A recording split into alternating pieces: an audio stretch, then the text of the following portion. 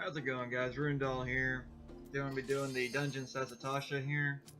In the background, you'll see that I had queried up for it, but the DPS drops out. I mean, it's no big deal. It's the DPS. Pick them back up really quickly.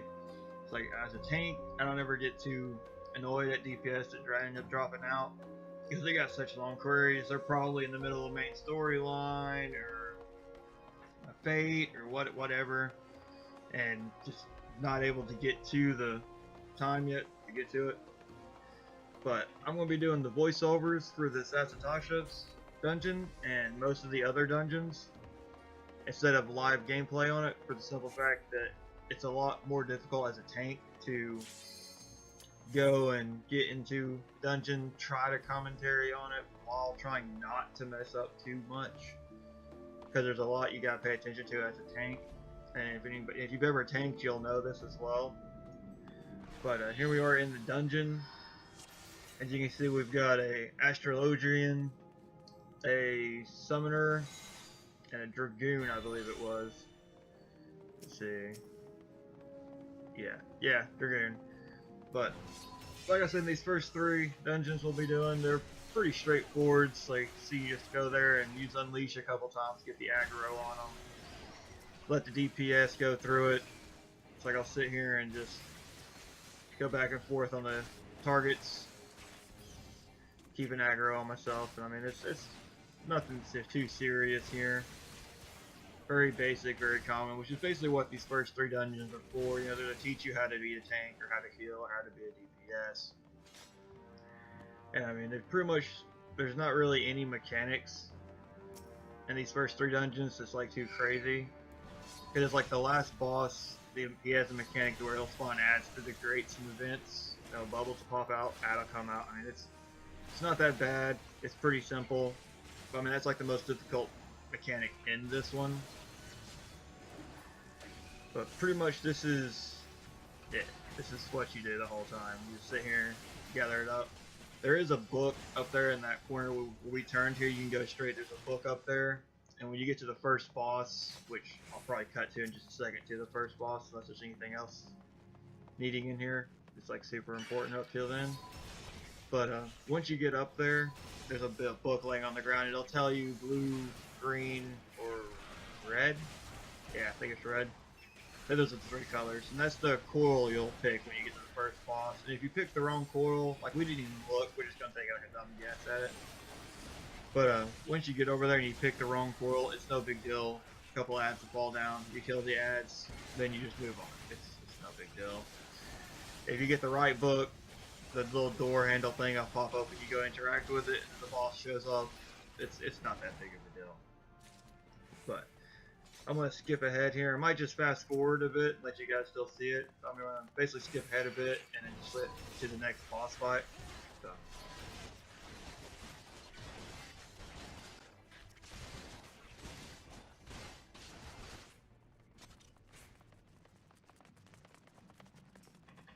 Alright guys, like this next fight here is with the Shade Seekers and then the Giant Clam.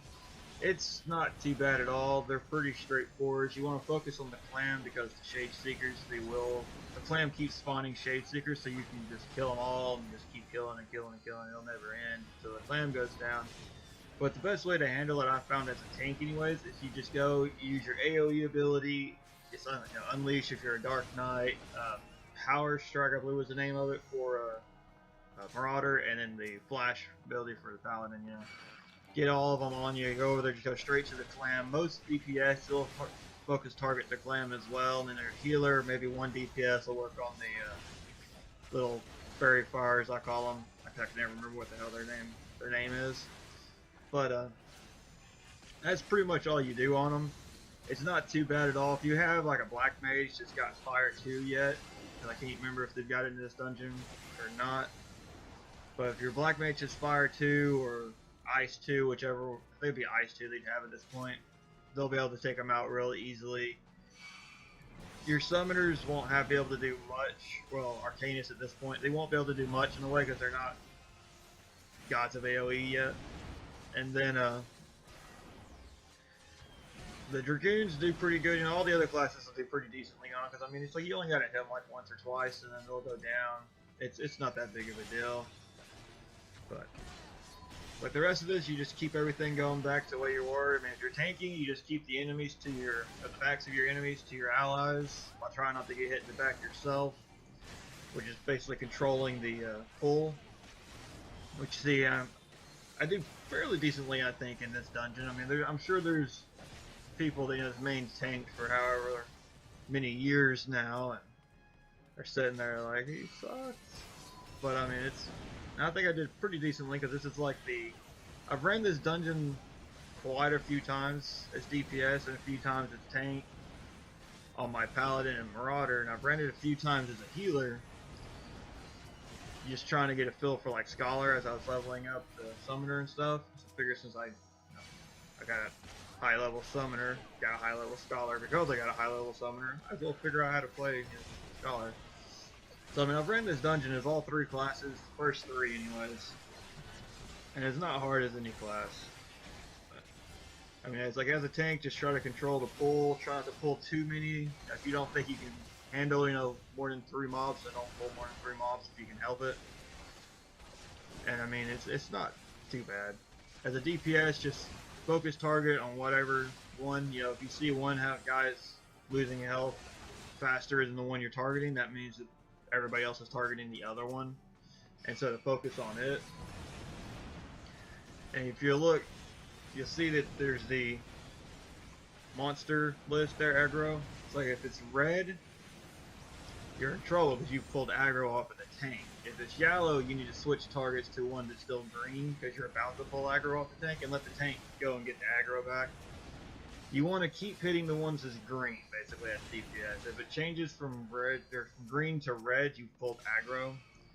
Like, so if it's not green, especially in these early dungeons, excuse me, it'll be where you're going to run into that a lot, because the tanks ain't got a whole lot of options to deal with DPS pulling aggro. It's like, Paladins have Flash, but if you ain't leveled, not Flash, but Provoke, but if you ain't leveled your Paladin, you ain't gonna have it in order to flash pull the aggro back.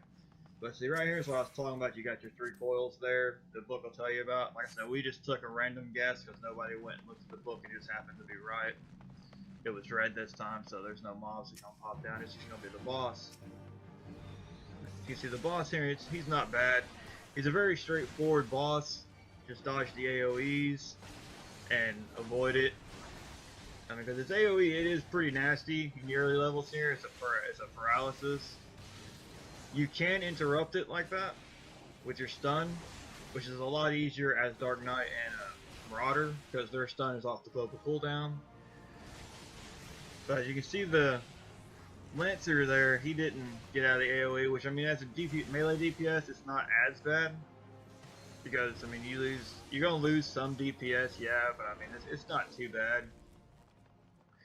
While as a tank, it could be very bad to get the paralysis debuff, because it could keep you from holding aggro. Like, I usually greed everything and then sell it to the free company, but like that particular one, I had already had it in my inventory apparently. Because like these, it's the same thing now. It's just instead of animals and creatures you're fighting, now you're fighting. Well, you're still fighting animals. There's 2 dogs, but you also got humans now to fight. But as you can see, like right here, I was messing up because see, I had the Reaver there to my back, which means she was doing a lot more damage, and I needed to back the mobs up to get her in front of me as well. And you see, I lost the aggro on her as well because of that. So I mean, that was just very bad on my part there. But like I said, this is going to be a learning experience for me as a caster, learning how to tank. And I'm really liking the Dark Knight. I have been doing some Palace of the Dead, trying to get my armor and weapon to 90 and that, so I can get the Kano weapon. Which I'm not for sure if that's how you actually pronounce that word, but that's what it looks like to me, is Kano weapon. So that's what I've always called it since I've seen it. But I am really liking the Dark Knight though, and I'm really having fun with it. But with this fight here, you want to focus the 2 goons with Madsen, with the captain there, because they'll die fairly quickly. It's like your DPS should know to focus the 2 guys as well, because it's the DPS's job to take down the ads and it's just, you just gotta hold the aggro. I mean, pretty much, like, I gave the healer actually quite a bit to do in this one, because like I said, you know, I was learning Dark Knight. Like, I hadn't really, this is the first dungeon I'd ever done with the Dark Knight here. I mean, I hadn't really done much of nothing. But as you can see here, I have lost aggro on Captain Madison here. The Arcanist has the Topaz Carbuncle, which is a tank pet. If you are playing in a dungeon as an Arcanist, for the love of your tank, do not use that Topaz Carbuncle.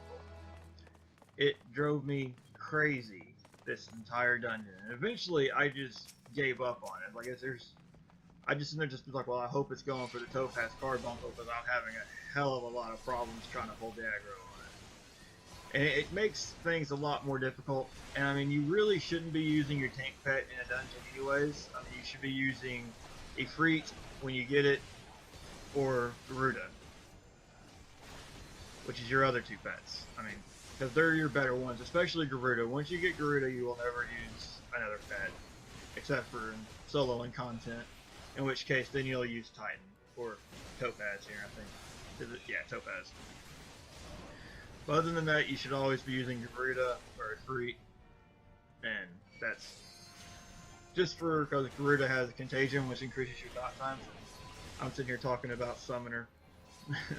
But we'll do a Summoner video some other time. But for now, it's just, we're going to keep on the dungeon here. I get sidetracked very easily. But as you can see though, like you see the Scurvy Dog here, it went for the Topaz Carbuncle, and I was just like, I'm done with it. I saw it was going for Topaz and not the Arcanist, and so I just let it go. And on these smaller pulls like that, that's fine, because you can clearly see if it's hitting the Arcanist or the Carbuncle. And if it's hitting the Carbuncle, I wasn't even going to worry about it. I was just going to go with the other one that wasn't being tanked by the Carbuncle. And it wasn't until after this dungeon, because a lot of you guys that are tanks are going to be looking like, why isn't he opening with Unmanned, you know, running up to it? And it's because I did not know that that was a ranged attack. I didn't read it very carefully. And so, I was sitting here, didn't think I had a ranged attack. You know, like the Paladin has the shield toss, you know, and the Marauder has the axe throw. I didn't think I had a ranged attack yet, for some reason. And then I was looking at it after the video here, I was going back through my abilities and stuff, and I was like, oh god, it's got a 15-yard range. Because I ended up doing another dungeon after this one. I think it was, what was it? Not Brayflox, it was the one before Brayflox Long Stop. I can't remember the name of it now, but I ended up doing it. I didn't get it off the camera though. It's just, you know, practicing more with Dark Knight here, learning some more, so when I did the voiceover here, I'd actually know a little bit more what I'm talking about. You know, I can actually sit here and be like, no, I did this wrong. But like I did that right there wrong as well. I should have turned around and faced them when I did my second unleash. But I did that one, and before I realized I had to, you know, Unmend was a ranged attack, and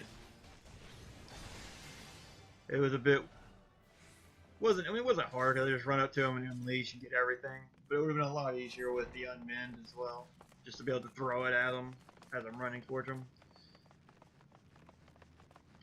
But we're about to come into the second boss here, and I was planning on fast forwarding a lot more of this video, but like I said, I get easily distracted and I get off topic, and then I just sit here and talk. But I mean, taking out Captain Madison here, I'd probably, I mean, it's not difficult. Like you see, I put my back to the enemy a lot in this dungeon, and that is not something you want to do, because you can't parry from the back. You can only parry enemies in front of you, and so when they hit you in the back, they're going to hit you.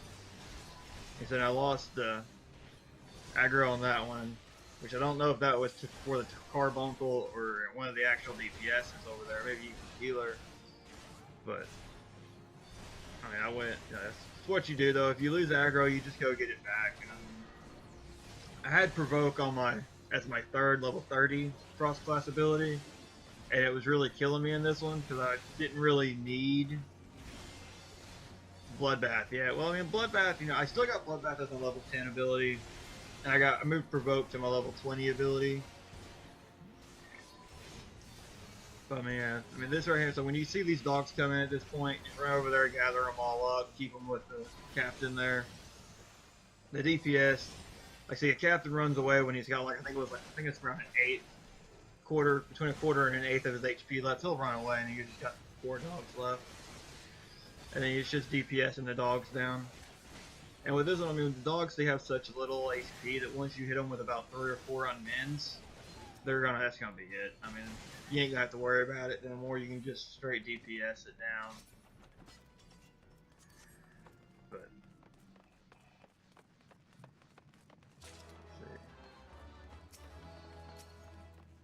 yeah, this next set here, like these 3 guys here are in the pool, and then there's another set with 3 more guys into the next pool. So, I mean, this is all still the same, nothing new here.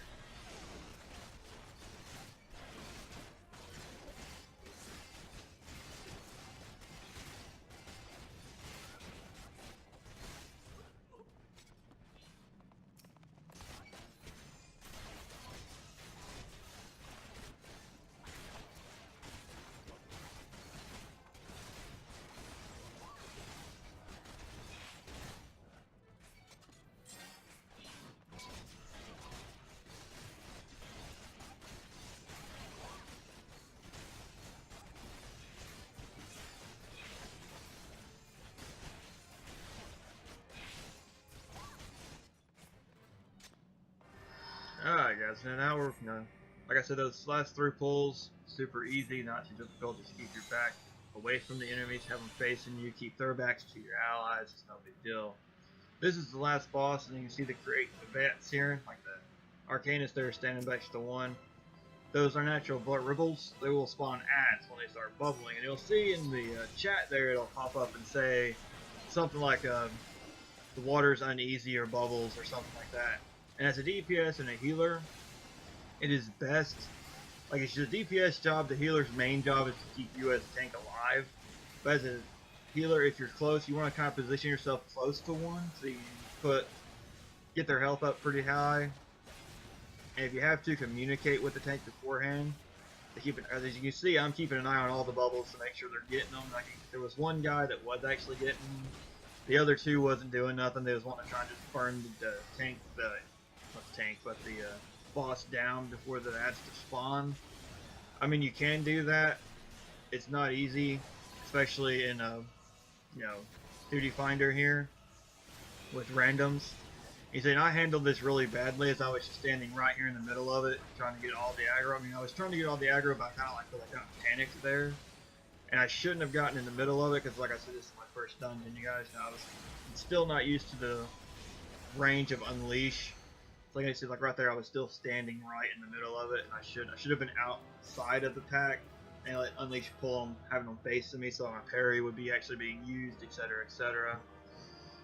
But I mean, yeah, as a DPS and as a tank right now, and as my DPSs and everything, I always thought it was better to take an extra, 30 seconds to kill the boss, and not have to worry about doing a wipe because of that. Took that extra 30 seconds to take down the bubbles. Because if the boss gets overwhelmed by ads this early, he doesn't have a lot of defensive cooldowns at the moment. He doesn't really know, well, I mean, he probably does know, especially if he's a tank main, but he knows what to do. But he ain't going to have the defensive cooldowns. He's going to have to try and kite him a bit, try to run him, try not to lose aggro. It's going to be very difficult on the tank, which is going to make it very difficult on your healer, which is going to make it very difficult on the DPS to do it that way. So, I mean, I've always thought it'd be better, because if the tank goes down, that's it, it's over. If the tank goes down on the boss fight, that's pretty much it. So, I mean, it's, especially in the early levels there, you ain't got enough, you can't do it. The ads are going to keep spawning before you can take out, and it's just going to be overwhelmed. So, I mean, I always thought, take the extra 30 seconds, keep the bubbles down, take out the boss, do it safe, easy, guaranteed you don't wipe, because if you wipe, you're taking longer than the 30 seconds it would have took to keep the bubbles down. But that is it for today, guys. I hope you enjoyed the video, and if you did, leave a like, subscribe, comment, and I'll see you guys in the next one.